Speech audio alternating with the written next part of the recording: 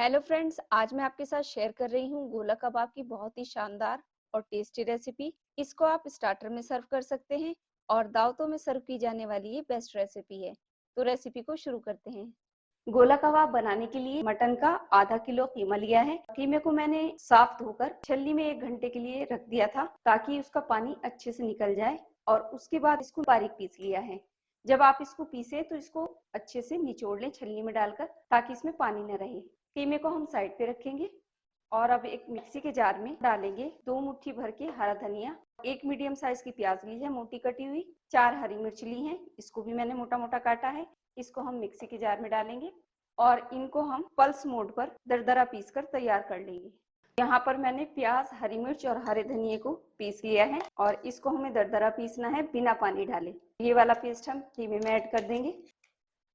अब इसमें हम डालेंगे पिसे हुए मसाले, 1/4 चम्मच काला नमक, आधा छोटा चम्मच जीरे का पाउडर, 1 छोटा चम्मच पीली मिर्च। पीली मिर्च डालने से इसका टेस्ट बहुत ही लाजवाब आता है। अगर आपके पास नहीं है तो आप लाल मिर्च का पाउडर भी यूज कर सकते हैं। 1 teaspoon chaat masala, half tea spoon गरम मसाला, 1 टीस्पून कुटी हुई लाल मिर्च, ये स्पाइसी नहीं है, 1/4 चम्मच हल्दी पाउडर, आधा छोटा चम्मच नमक, 2 बड़े चम्मच भुने हुए चने का पाउडर। अगर आपके पास चने नहीं है तो आप बेसन को कुछ सेकंड के लिए रोस्ट करें और उसको आप इसमें यूज कर सकते हैं।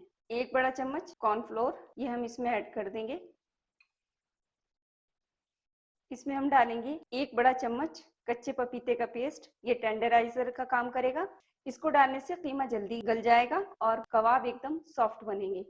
1 छोटा चम्मच पुदीने का पाउडर और 1 बड़ा चम्मच भर के लहसुन अदरक का पेस्ट। और यहाँ पर जो कबाब मैं बना रही हूँ उसमें मैंने फैट का यूज नहीं किया है। अगर आप चाहें तो इसमें फैट का यूज कर सकते हैं। अब इन मसालों को हम अच्छे से मिक्स करेंगे। इसको बहुत अच्छे से मिक्स करेंगे ताकि मसाले, चने का पाउडर, कॉर्नफ्लोर ये अच्छे से इसमें मिक्स हो जाए। कॉर्नफ्लोर और चने का पाउडर इसमें बाइंडिंग का काम करेगा, तो ये आप इसमें जरूर ऐड करिए। मसालों को अच्छे से मिक्स कर लिया है। अब लास्ट में मैं इसमें डालूंगी आधा नींबू। अगर आपको थोड़ा खट्टा पसंद है तो आप इसको ऐड कर सकते हैं, नहीं तो आप इसको स्किप भी कर सकते हैं। इसको भी हम अच्छे से मिक्स कर लेंगे। नींबू को अच्छे से इसमें मिक्स कर लिया है। अब इसको कवर करके फ्रिज के अंदर रखूंगी 1 घंटे के लिए ताकि ये अच्छे से टेंडराइज हो जाए, क्योंकि जो पपीता हमने इसमें डाला है वो इसको अच्छे से सॉफ्ट कर देगा। कीमा अच्छे से टेंडर हो गया है। अब हम गोला कबाब बनाएंगे। यहाँ पर मैंने ओटीजी की ये स्टिक ली है। अगर आपके पास ये स्टिक नहीं है तो आप पेन या पेंसिल भी ले सकते हैं इसको बनाने के लिए। तो जितने बड़े साइज का आपको बनाना है उतना आप इसमें से कीमा ले लें। गोला कबाब थोड़े छोटे बनाए जाते हैं तो यहाँ पर मैंने थोड़ा सा कीमा लिया है। अगर कीमा आपके हाथ पे चिपक रहा है तो आप हल्का सा हाथ पर पानी लगाकर भी बना सकते हैं। तो ये बहुत आसानी से बनकर तैयार हो जाते हैं। इसको हम ऐसे पहले दबा लेंगे, अच्छे से इसको चिपकाते हुए सेट कर लेंगे। बहुत आसानी से ये बन जाते हैं और इसको आप घुमाते हुए हाथ से शेप दे सकते हैं। तो इस तरह हम सारे गोला कबाब बनाकर प्लेट में रख लेंगे।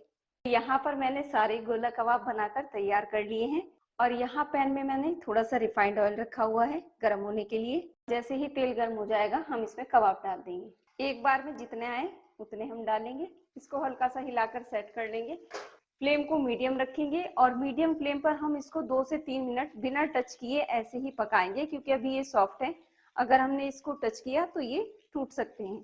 2 से 3 मिनट के बाद अब इसकी साइड को हम हल्के हाथों से चेंज करेंगे। साइड चेंज करने के बाद दूसरी साइड से भी हम इसको ऐसे ही 3 से 4 मिनट ब्राउन होने तक पकाएंगे और जब तक ये चारों तरफ से अच्छे से सिक न जाए तब तक हम इसको फ्राई करते रहेंगे। 3-4 मिनट के बाद हम इसकी साइड चेंज कर देंगे और जहां से आपको लगे ये कच्चे हैं वहां से आप इसे घुमाकर फ्राई कर सकते हैं। और मीडियम फ्लेम पर ही हम इनको फ्राई करेंगे ताकि कीमा कच्चा ना रहे। चारों तरफ से ये अच्छे से फ्राई हो चुके हैं और देखिए कितने जबरदस्त कबाब भी बनकर तैयार हुए हैं। गैस यहाँ पर ऑफ कर देंगे। इसको हम एक प्लेट में निकाल लेंगे। इसके ऊपर मैं डालूंगी थोड़ी सी ग्रीन चटनी, थोड़ा सा चाट मसाला और थोड़ा सा इसके ऊपर हम डालेंगे नींबू। तो लीजिए, बहुत ही शानदार और बहुत ही चटपटे गोला कबाब बनकर तैयार है। और अगर आपको मेरी ये रेसिपी अच्छी लगी तो प्लीज वीडियो को लाइक, चैनल को सब्सक्राइब और रेसिपी को शेयर करना ना भूलिएगा।